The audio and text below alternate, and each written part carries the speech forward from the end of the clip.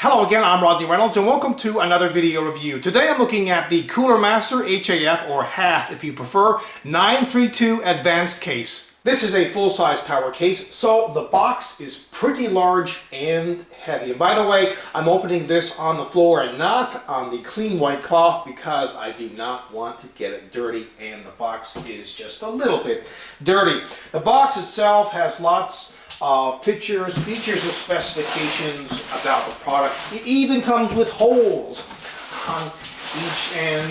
There's one on each end, and that's great for lifting the box, and you really do need that on boxes this size. Now, since the box is this large, I'm going to swing it upside down first.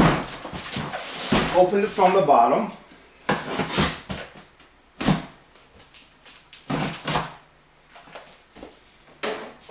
Break it open like so, and you can see here some styrofoam busted off. This case is pretty heavy, so that's pretty common. And before I slip this box off here, you can see typical packaging material, styrofoam on either end, and the case itself is in a plastic bag. So now that the bottom's open, what I'll do is swing it upside down and just lift the case box off. Next, I'll remove the styrofoam.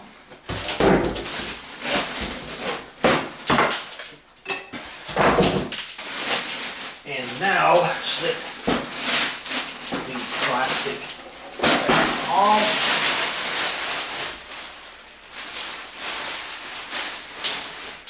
Looks like a rubber mat here came out of the top. I'll put that back. You can see here that they have some protective plastic here on the outside window. I'll peel that off. And now let's have a closer look at this case. Looks like they also have some protective plastic here on this panel.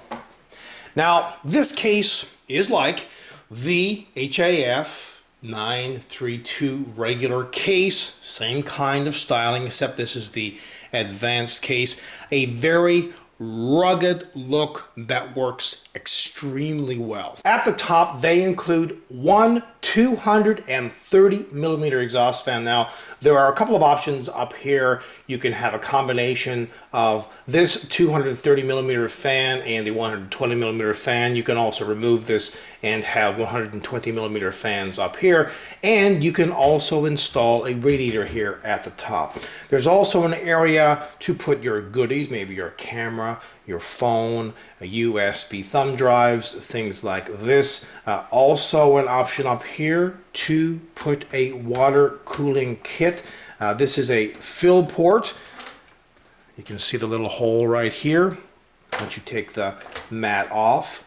Power button and reset button. There's also ventilation holes here at the top. There are 4 USB 2 ports, a FireWire port, external serial ATA or eSATA port, microphone jack, headphone jack, as well as the power LED and the hard drive activity LED. There are actually 6 5¼ inch external drive bays, but one of them is occupied with this USB 3 adapter. Now, these drive bay covers can be very easily removed by just pushing on each side, and then you can pop out the filler if it's in there and then install a 5¼ inch drive. There is no real dust filter per se. However, this mesh should stop some of the dust, you know, when it's entering the case. I find that kind of odd that they didn't include some kind of, you know, dust filter in all of these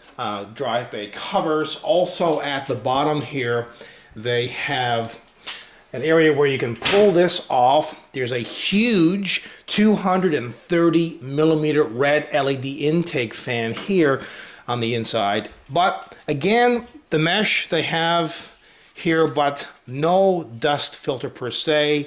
And this will catch some of the dust, but not all of it. The left side panel has a small window and a very large 230 millimeter intake fan. Now, this fan actually can be removed, and you can install up to 4 optional 120 millimeter fans. There's also ventilation here. The right side panel is pretty plain. It has this kind of motherboard punch out here to give you a bit more space behind the motherboard tray, and it also has this ventilation as well. Now, at the back of the case, you have a couple of different options for power supplies. You can install 2 power supplies if you want to.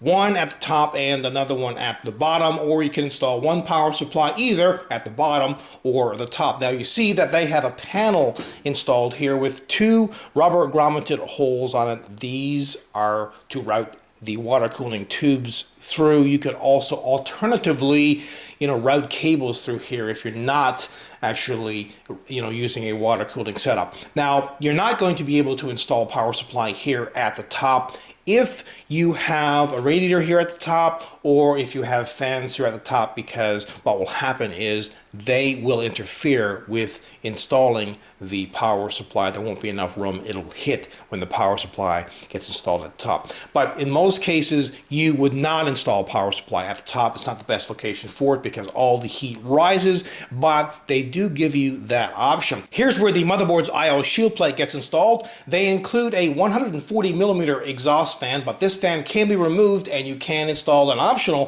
120 millimeter fan if preferred. There are 7 ventilated expansion slots, extra ventilation, and 4 thumb screws, 2 on each side panel. They have this accessory box attached inside of the case with a nice strong cable tie so it wouldn't fly around. Let's open it up and see what's in here.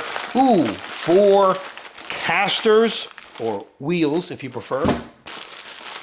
A bag which has cable ties, motherboard standoffs, and other screws, a speaker, and some kind of pads. These look like they go on either side of the 5¼ inch drives.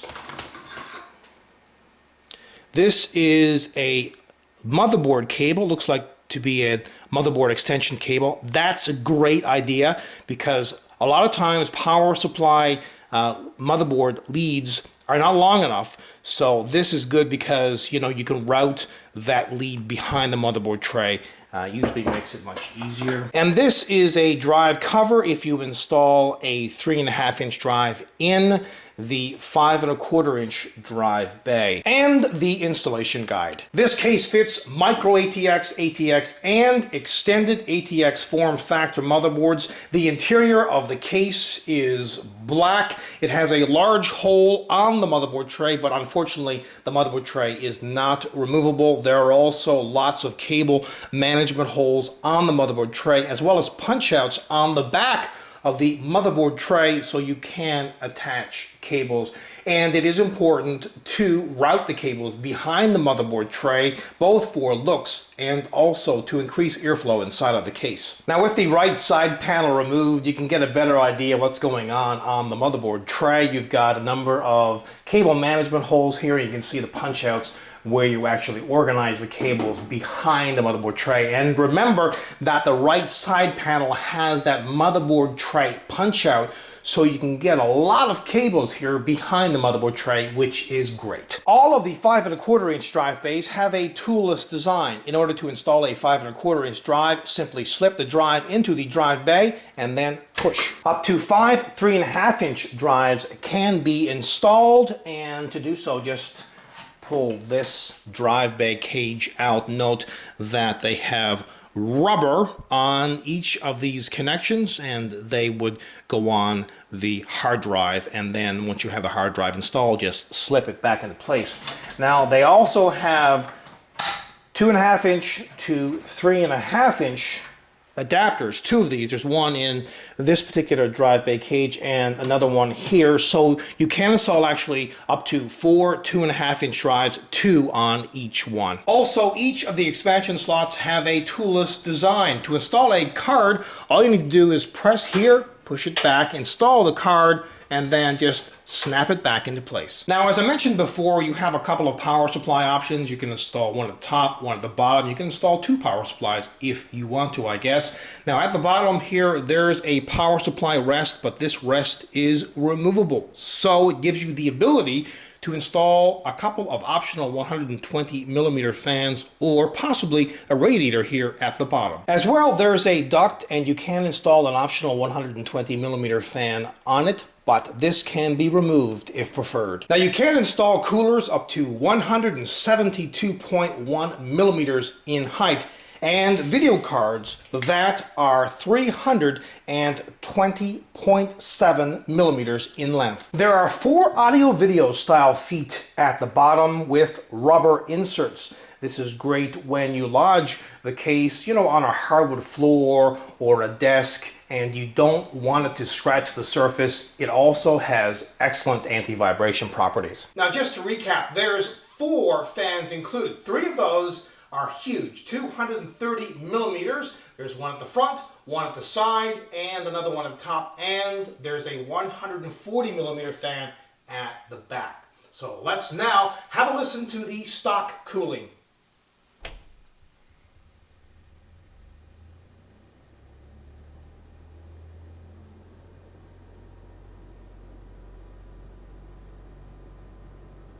Now, I personally prefer full-size tower cases because they have lots of room inside, so you can install all of your goodies. It gives you lots of room to work as well. Now, this case pretty much has everything you should be looking for in a full-size tower case. However, there are a few things that they missed with this case. First of all, it is extremely heavy. That's though to be expected because it is steel and it is a full-size tower case. It is not aluminum.